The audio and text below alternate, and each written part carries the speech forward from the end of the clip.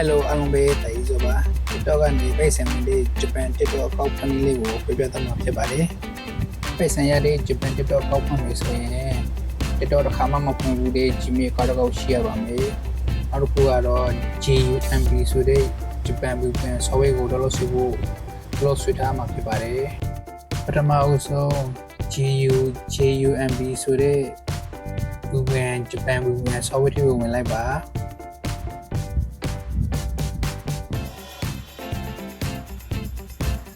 ဝင်ပြီးရှိရင်ဖွင့်လိုက်ပါအားလေးဆောင်းလိုက်ပါအောက်မှာကျွန်တော်ဝိုင်းပြထားတဲ့တူတူဆိုတာလေးကိုနှိပ်လိုက်ပါ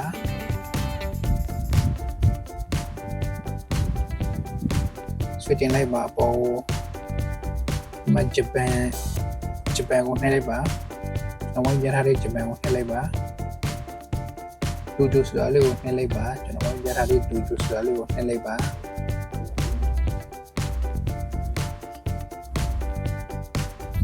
ဆိုရင်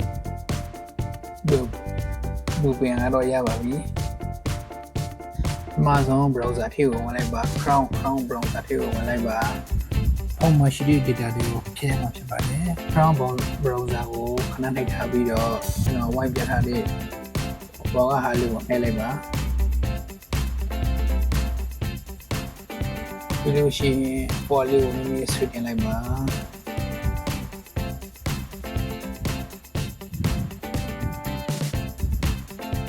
ကျွန်တော်မျှပြထားတဲ့ storing ဆိုတာလေးကိုနှိပ်လိုက်ပါနောက်ထပ်ကျွန်တော်မျှပြထားတဲ့ clean out data ကိုနှိပ်လိုက်ပါထပ်ပြီးတော့ clean out data ကိုနှိပ်လိုက်ပါ okay ကိုဆက်လိုက်ပါဆိုရပါပြီChrome ကိုတော့ပါ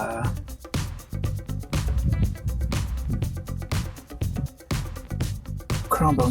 browser ထဲမှာ TikTok ဆင်းဆိုတာလေးကိုရိုက်ရှာလိုက်ပါ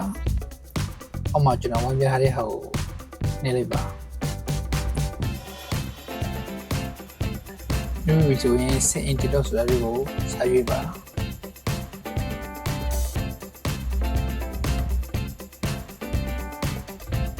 ဒီမှာ continue white Google ဆိုတာလေးကို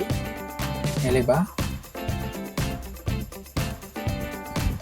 TikTok တစ်ခါမှဖွင့်မထားတဲ့ Gmail အသစ်တစ်ခုကိုရွေးပါ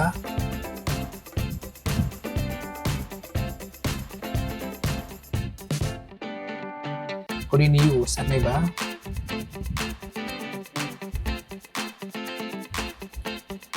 အားလေးဆောင်းလိုက်ပါ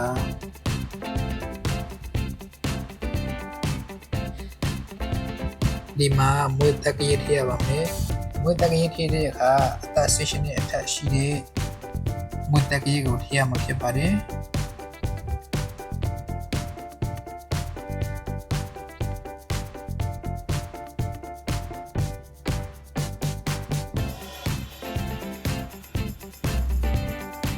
next ကိုဆက်လိုက်ပါ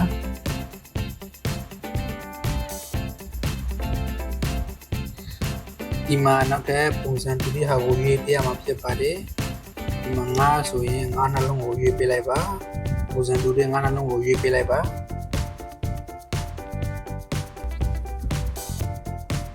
အမှ confirm ကိုနှိပ်လိုက်ပါ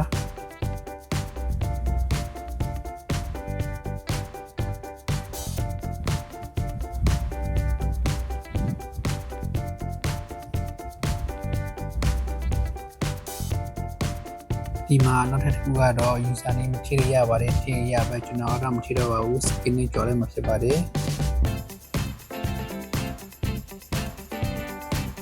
ဆိုJapan TikTok ကိုအောင်မြင်စွာကွန်ပျူတာဖြစ်ပါတယ်ဆိုကျွန်တော်တို့ကတော့ဒီ စစ်မှာဖြစ်ပါတယ် Japan အကောင့် home mode ဆိုတော့ကိုစစ်မှာဖြစ်ပါတယ်ဒီကနေထွက်လိုက်ပါဒီထွက်ပြီးတော့ဒီTikTok ကိုဝင်လိုက်ပါ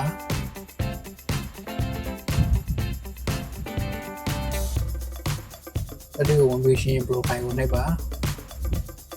profile ကိုနှိပ်ပြီးဒီမှာအကြောင်းလေး၃យ៉ាងကိုနှိပ်ပြီးတော့ setting ကိုနှိပ်လိုက်ပါစနေပြီးတော့ထွက်လိုက်ပါ ထွက်ရင်ဆိုတာလေးကိုစနေပါ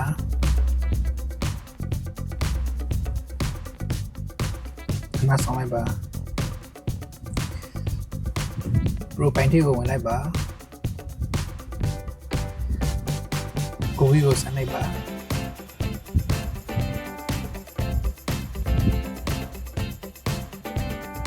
လို့စနေပြီးတော့ဒီမှာခုနဖွင့်ထားတဲ့ Gmail ကောက်ကိုရေးလိုက်ပါခုနဖွင့်ထားတဲ့ TikTok Gmail ကောက်ကိုရေးလိုက်ပါ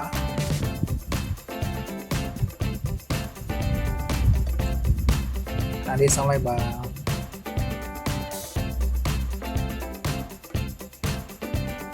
profile ကိုထည့်ဝင်လိုက်ပါကျောင်းလေး၃ယောက်ထည့်လိုက်ပါစတင်ကိုစနေပါအကောင့်ကိုနှိပ်ပါအကောင့် channel ကိုနှိပ်ပါ